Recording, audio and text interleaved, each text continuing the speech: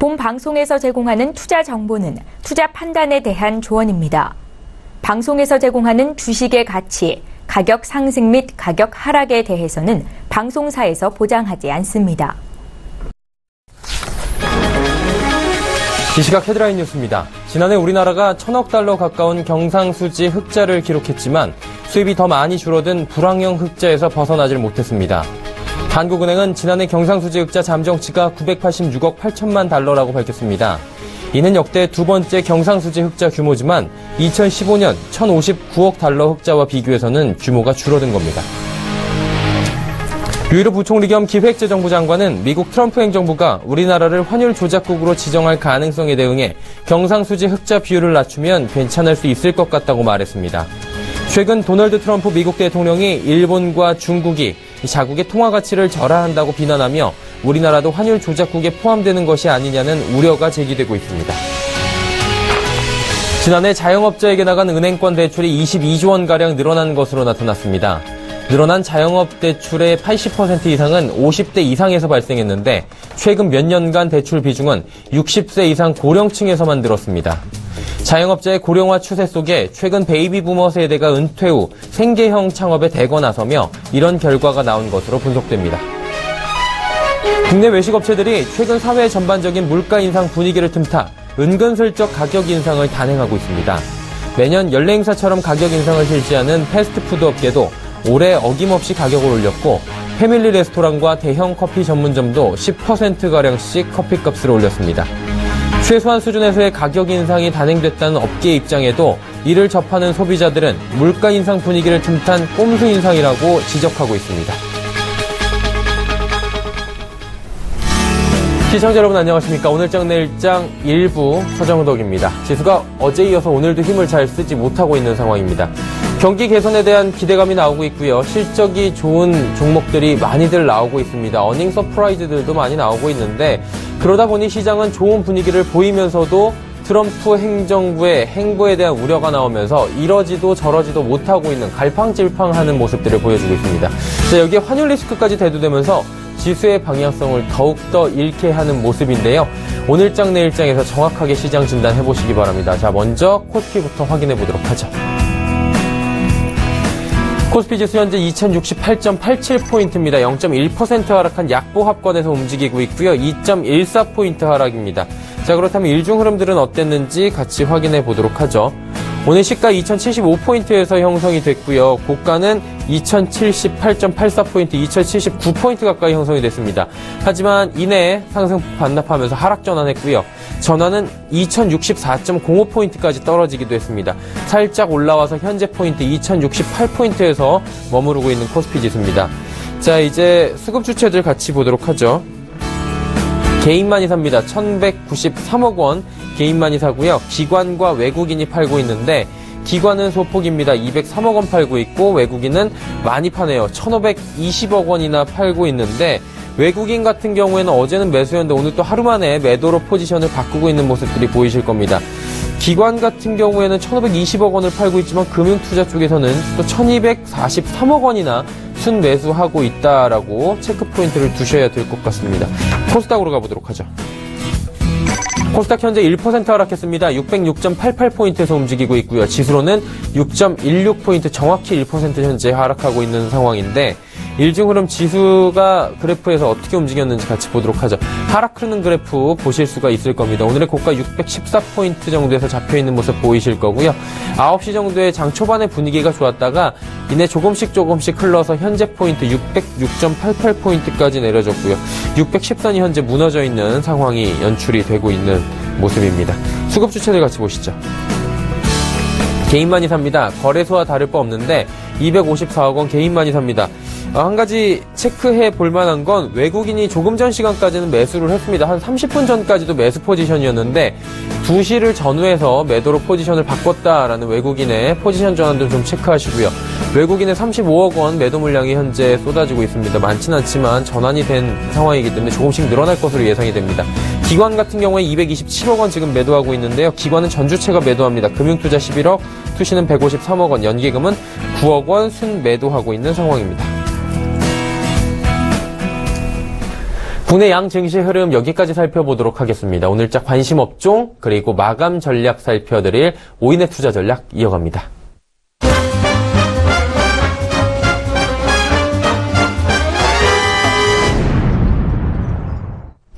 내 눈으로 시장을 살펴드리는 오인의 투자 전략입니다. 자, 오인은 과연 오늘 금요일장에 대해서 어떤 투자 전략을 남겨주었을까요? 바로 만나보시죠.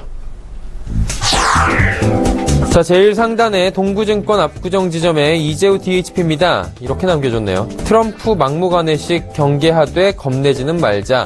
트럼프 행정부의 여러 가지 현재 행보에 대해서 이야기를 주신 것 같고요. 다음은 메리츠존금증권 강남금융센터 전희승 과장입니다. 내후의 환, 코스닥 인버스 투자가 유효하다. 아무래도 코스닥 시장이 지금 하락을 많이 하다 보니 인버스 투자 쪽으로 지금 한번 해보자라고 이야기를 해주시는 것 같아요. 세 번째 하나금융투자증권 원주 지점의 박남열 부장입니다. 변동성이 확대되는 시기다. 최근 장중지수 변동폭이 커졌고 실적과 모멘텀이 강한 종목으로 압축해야 이런 장에서는 승산이 있다라고 주셨네요. 다음은 메리츠존금증권 여의도금융센터 김민수 부장입니다. 고점 돌파 실패, 후유증, 염두. 지금 고점 돌파에 어제 실패한 이후에 후유증이 좀 염두가 해야 된다라고 이야기를 주신 것 같고요. 다음은 이베스트 투자증권 테헤란금융센터 김근호 연구원입니다. 정체된 시장 상단 저항 속에 순환매가 연출되고 있다. 상단은 꽉 막혀 있고 그 안에서 순환매가 장세가 이어지고 있다라고 좀 어려운 장세에 대해서 짚어주신 것 같습니다. 마지막 코멘트였죠. 이베스트 투자증권 테헤란금융센터 김근호 연구원과 전화 연결해서 더 자세한 전략 들어보도록 하겠습니다. 연구원님 안녕하십니까? 네, 안녕하십니까? 네.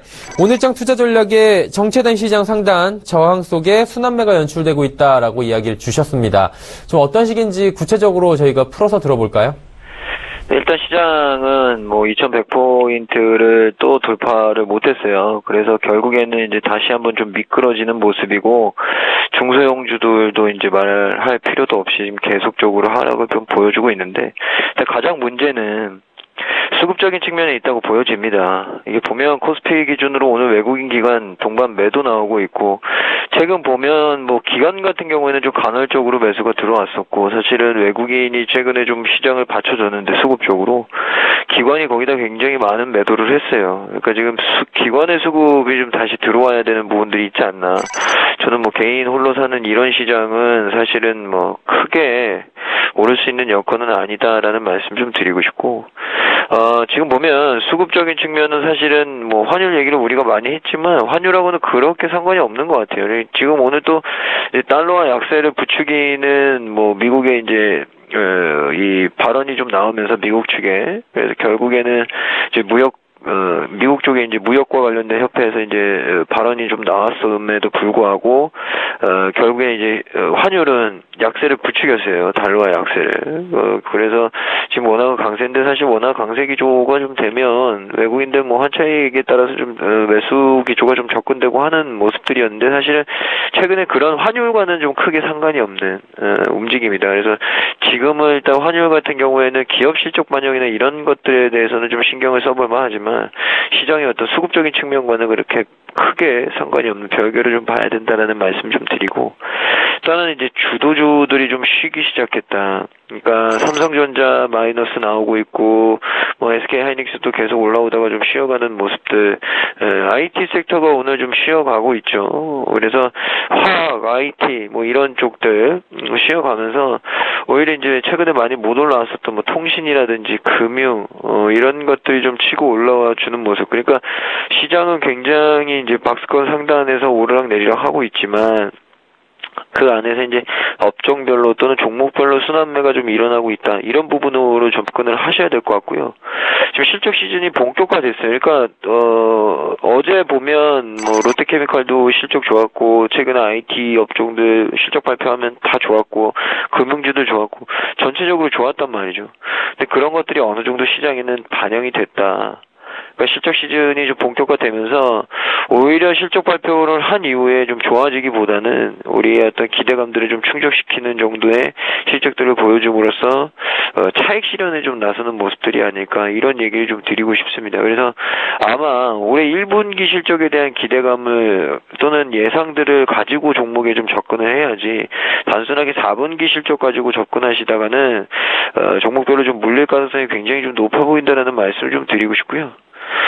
지금 일단 시장은, 대형주는 지금 어느 정도 꾸역꾸역 버티는 모습이긴 한데, 여기서 한 번 더 맞으면 대형주도 뭐, 속절없이 조정은 나올 것 같아요. 근데 더 중요한 건 이제 중소형주인데, 중소형주는 지금, 시그널이 하락 시그널로 좀 돌아선 모습. 그러니까, 여기서 좀 반등이 이제는 나와줘야지 시장이 다시 재차 좀, 중소형주들이 좀 올라올 수 있는 여건이 될 텐데, 지금 그렇지 않으면 또 중소형주들은 당분간 또 힘들어질 수 있는 부분들이 있지 않을까라는 의견을 좀 드리고 싶습니다. 일단은 실적 시즌에 대한 여러 가지 좀 방향성을 주신 것 같습니다. 지난 4분기 실적보다 이제 1분기 실적을 보자라고 정리를 해보면 좋을 것 같은데, 그러다 보니까 오늘 관심 종목으로 IT, 화학, 금융 섹터를 꼽아 주셨습니다. 이 종목의, 이 섹터에 대한 이야기와 함께 저희가 특별히 접근해 볼 만한 종목이 있다면 들어볼 수 있나요? 네, 일단 섹터는 제가 항상 말씀드렸던 섹터예요. IT, 화학, 뭐 금융, 거기다 플러스 이제 철강 이런 정도 섹터. 근데 이런 것들이 지금 4분기 실적이 다 거의 대부분 잘 나온 섹터들이거든요. IT 다 좋았죠.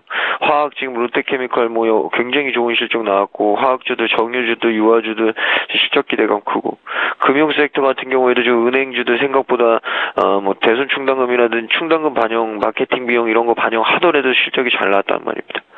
그러면 이런 대형 섹터들의 실적이 좀 호조를 계속 이끌어가면서 사실은 제일 피해가 심한 건 저는 중소형주라고 생각을 해요. 중소형주의 상대적인 바탈감이 계속되고 있거든요. 왜냐하면 대형주들이 실적이 안 좋거나 또는 주가 퍼포먼스가 좀 꺾이거나 이런 것들이 나와야 중소형주 쪽에서 기회가 될 텐데 그런 게 아니라 중소형주와 비교하더라도 성장성이라든지 실적이라든지 이런 것들이 그렇게 빠지지 않거든요.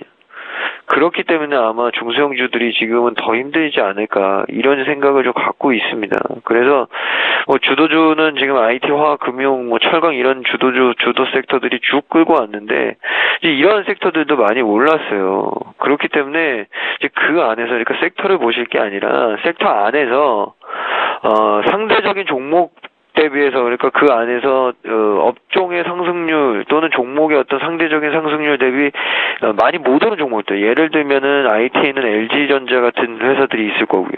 그러니까 그런 것들을 찾는 노력을 하셔야 돼요. 그러니까 결국엔 지금은 이제 박스권으로 계속 흘러가는 모양새이기 때문에 뭐 지수 접근보다는 당연히 키 맞추기가 좀 나올 수 있는 소외됐던 종목들을 좀 찾는 선별하는 작업이 필요하다라는 말씀을 드리겠고 금융 섹터 같은 경우에는 지금 순환매 차원의 어떤 긍정적인 기대감 사실은 미국 쪽에서 금리 인상을 하게 되면 국내도 아마 금리 인상에 대한 압박이 시달릴 가능성은 분명히 있어 보입니다. 그러면 당연히 금융주들, 은행주들의 호재가 될 가능성이 많죠. 왜냐면 이제 우리가 흔히 얘기하는 이제 이자 마진이라고 하는 그런 것들이 올라갈 수 있기 때문에 실적이 호조가 될 수 있겠죠. 그래서 아마도 그런 부분에 있어서 금융주들이 좀 기회가 될 수 있겠다. 그래서 금융 섹터 같은 경우에는 순환매 차원에서도 좀 긍정적인 기대감을 가질 필요가 있다. 그리고 좀 관심 있게 봐야 될 종목에 대해서 오늘 말씀드리면 오늘 LG 이노텍에 대해서 말씀을 드리려고 해요. 그러니까 많이 올랐어요. 많이 올랐기는 올랐지만 중요한 건 지금 LG 이노텍 같은 경우에 이제 카메라 모듈이라든지 이런 쪽을 생산하고 납품하는데 주 거래처는 이제 물론 뭐 자사도 있겠지만 애플이거든요. 근데 지금 애플이 이제 스마트폰 시장 글로벌 시장에서 넘버 1이 됐습니다. 그러니까 삼성전자를 제치고 다시 1위로 복귀를 했어요. 이건 뭘 시사하냐면 물론 노트7의 효과 때문에 애플이 좀 끌고 간 부분들도 있겠지만 일단 애플이 아이폰 7을 굉장히 긍정적으로 안착을 시켰다. 그리고 지금 애플이 보기에는 프리미엄 쪽 시장이 생각보다 괜찮거든요. 공략할 만합니다. 그렇기 때문에 지금 아이폰 8의 어떤 가격을 좀 높일 수 있다라는 얘기들이 계속 나오고 있는데 여러분 스마트폰 자체의 어떤 가격이 올라가면 당연히 이제 부품사들의 어떤 단가 압력이나 이런 것들에서도 자유로울 수 있을 거고요. 그렇기 때문에 전방업체인 애플의 호실적은 LG 이노텍의 수혜가 될 수 있다. 그리고 마지막으로 이제 카메라 모듈 얘기를 좀 더 드리면, 지금, 물론 이제 아이폰 같은 경우에도 아이폰 7이라든지 7 플러스, 이 두 가지가 좀 다르죠. 7 플러스는 이제 듀얼 카메라가 적용이 되는데, 아마 듀얼 카메라에 채택 비율은 더 늘어날 가능성이 높아요. 그리고 지금 3D 카메라도 얘기가 나오고 있고요. 그래서 이런 부분들은 뭐 카메라 모듈 업체인 LG 이노텍에는 수혜가 될 수 있을 것이다. 그리고 또 한 가지 LG그룹이 지금 신사업으로 가장 공략을 하려고 하는 게 바로 자동차 전자장비 쪽입니다. 전장시장에 진출하게 되면 아마 LG 이노텍이 굉장히 중심점에 쓸 가능성이 굉장히 좀 높아질 가능성이 높아 보이고요. 또 한 가지는 그렇게 되면 실적도 당연히 외형 성장을 끌고 갈 수 있는 부분들로 귀결되기 때문에 LG 이노텍 좋아 보인다. 그래서 매수가는 한 95,000원 정도 조금 조정 나오면 사시고요. 물법가는 12만원, 선저가 87,000원 제시를 해드리겠습니다. 네, LG 이노텍 이야기까지 들어봤습니다. 매수가 95,000원 조정이 오면 한번 들어가 보자라고 말씀해 주셨네요. 오인의 투자 전략 이베스트 투자증권 테헤란 금융센터의 김근호 연구원이었습니다. 고맙습니다. 네, 감사합니다.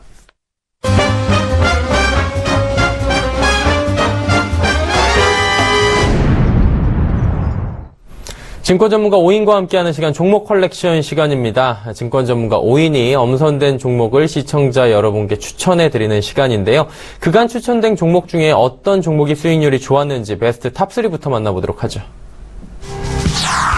자, 오늘 탑3 수익률이 흐르고 있습니다. 먼저 유한타증권 금융센터 도곡본부의 이성웅 대리 종목 예스트 26% 3위 지키고 있습니다.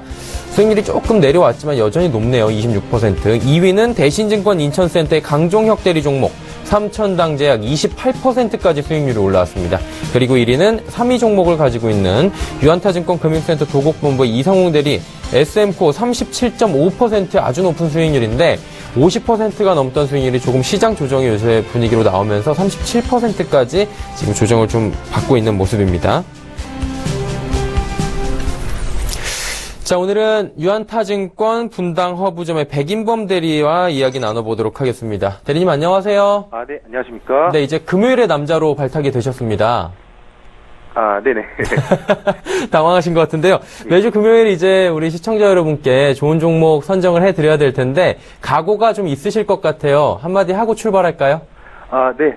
일단 안녕하십니까? 저는 유한타증권 파이낸스허브 분당점에 이제 근무하는 백인범이라고 합니다. 네. 일단 현장에서 이제 고객들의 자산 관리를 하는 PB로서 이제 매일 치열하게 시장에 대응하며 수익률 제고를 위해 최선을 다하고 있는데 저 역시도 시장 참여자로서 수익을 내기 위해 최선을 다해 임하고 있는 상황입니다. 일단 서울경제TV의 종목 컬렉션에도 이렇게 참여하게 돼서 굉장히 영광스럽게 생각을 하고 마찬가지로 현장에서 마찬가지로 치열하게 그리고 시청자님들의 투자 수익을 위해서 최선을 다하도록 하겠습니다. 일단 저의 투자 성향을 좀 간략히 소개하기 전에 이제 제가 가장 좋아하는 말이 가치 투자인데요. 일단 일반적인 가치 투자라기보다는 함께 같이 투자하면서 모두가 행복한 주식을 발굴해서 수익을 내자가 저의 투자 철학입니다. 그리고 또 다른 의미로는 주식의 가치를 중시하면서 밸류에이션에 근거한 종목 선정과 더불어서 추세 매매를 위주로 한 기술적 대응으로 시장에 임하고 있습니다. 일단 앞으로 제가 추천드리는 종목들이 실제로 시청자님들의 투자 수익에 도움이 되었으면 좋겠고 기왕 시작한 거 최선을 다해서 다른 출연자분들의 못지 않는 수익률로 시청자님들께 존재감을 드러낼 수 있는 금요일의 남자가 될 수 있도록 최선을 다하겠습니다. 네, 금요일의 남자 줄이면 참 이상해지네요. 금남 백인범 대리와 함께 해보도록 하겠습니다. 안 여쭤봤으면 큰일 날 뻔했습니다. 요즘에 대선 출마 많이들 하시는데 그런 출마 인사 같기도 하고 아무튼 밸류에 입각한 가치 투자 저희가 기대를 해보도록 하고요. 오늘은 첫 시간이기 때문에 포트폴리오는 아예 담겨있는 게 없어서 한 종목 먼저 듣고 시작을 하도록 하겠습니다. 자, 첫 종목입니다. 기대가 되는데 대리님 어떤 종목부터 들어볼까요? 네, 저의 첫 종목으로 일단 파인텍이라는 종목을 골라봤습니다. 네. 일단 파인텍의 경우에는 이제 지난 12월부터 최근까지 급격한 주가 상승을 이뤘는데도 이제 금일 첫 번째 종목으로 제시하는 점은 아직도 밸류에이션상 주가 수준은 부담스럽지 않다라는 판단에 안내를 드리는 점 먼저 말씀을 드리고 싶습니다. 일단 결론부터 말씀드리면 앞으로 파인텍이 벌어들일 수익과 그리고 예상되는 실적에 비해서 현재의 시가총액은 아직도 싸다라고 말씀을 드리고 싶습니다. 왜 이 종목을 매수해야 하는지에 대해서 이제 투자 포인트 세부적으로 안내해 드리도록 하겠습니다. 일단 첫 번째로는 업황 개선에 따른 수혜가 본격화된다는 점인데요. 일단 파인텍의 경우 본업인 LCD 사업부의 실적이 회복되고 있는 상황에서 최근 인수한 세광테크를 통해서 새로운 성장 동력을 확보함과 더불어서 OLED 장비 쪽으로도 사업 부분을 확대했다는 점입니다. 일단 즉 LCD와 OLED 모두 업황 개선에 따른 수혜를 동사가 누릴 수 있을 전망이다라고 정리해 볼 수가 있겠는데요. 일단 세부적으로 보자면 LCD 부분의 매출은 작년 같은 경우에 봤을 때 BLU 매출액이 800억 수준으로 집계가 되고 있는데 일단 올해 이 부분에서 1,400억 원대로 매출이 증가할 것으로 예상이 되고 있습니다.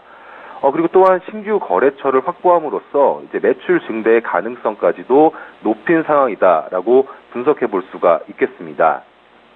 일단 두 번째로 포인트로는 세광테크 인수 효과가 올해 본격화될 것으로 전망된다는 점인데요. 일단 작년 8월에 인수한 세광테크의 경우 전방업체들의 OLED 투자 확대에 따른 가파른 실적 개선이 기대된다는 점과 맞물리는데 세광테크의 장비는 경쟁사 대비 일단은 경쟁력이 있는 상황에서 최근에 유상증자를 통해서 유동성을 확보하면서 그리고 또 전년도에 캐파 증대를 통해서 생산 능력 역시도 70% 이상 올린 상황입니다. 따라서 글로벌 패널 업체들의 공격적인 OLED 투자 확대 계획에 따라서 국내 기존 고객사는 물론 중국 업체들을 비롯한 새로운 고객사의 물량 확보로 올 한 해 도약의 한 해가 될 것으로 전망을 하고 있습니다. 일단 마지막 세 번째 포인트로는 앞서 말씀드린 요인들로 올해 실적이 큰 폭으로 개선될 전망이라는 점인데요.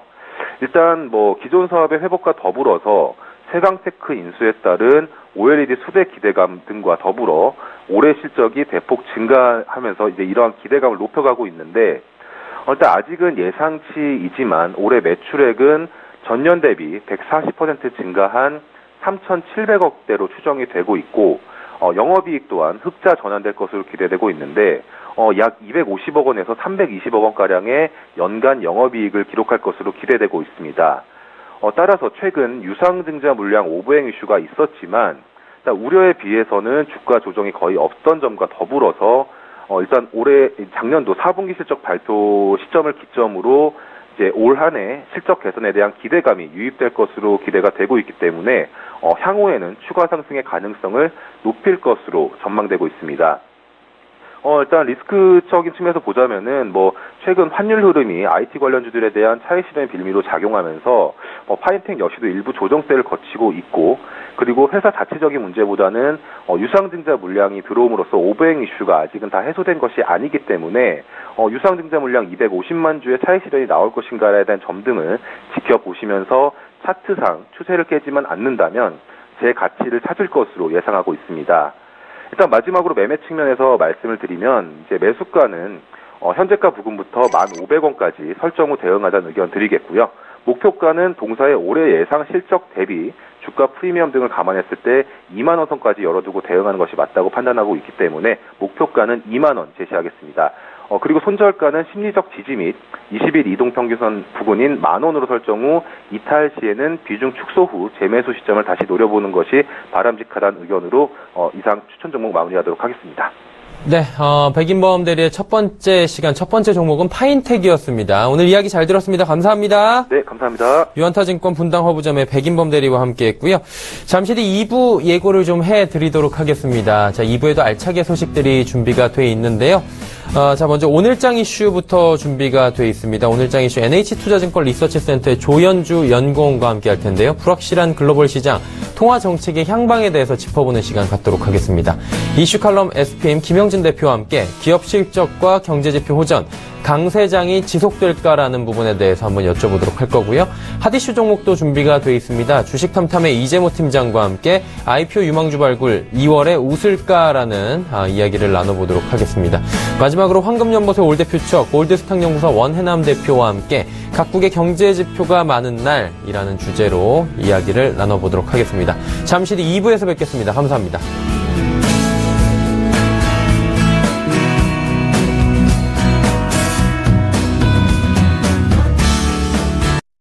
방송에서 제공하는 투자 정보는 투자 판단에 대한 조언입니다. 방송에서 제공하는 주식의 가치, 가격 상승 및 가격 하락에 대해서는 방송사에서 보장하지 않습니다.